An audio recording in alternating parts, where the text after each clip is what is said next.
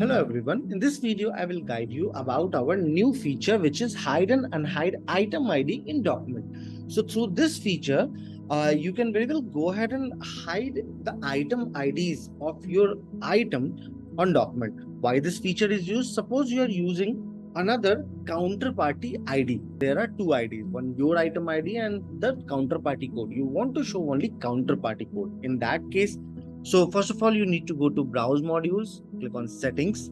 Once you will click on settings, you need to go to documents. In the document, here is the document fields. Now go to the option. Now please check. Once you will go to the option, here is the invoice selected. So just below it, you will get an option of show item ID in document.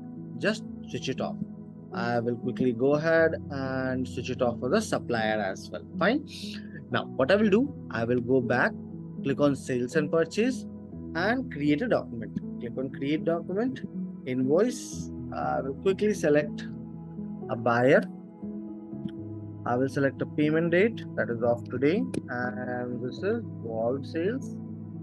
Now go below, select the item. Please check.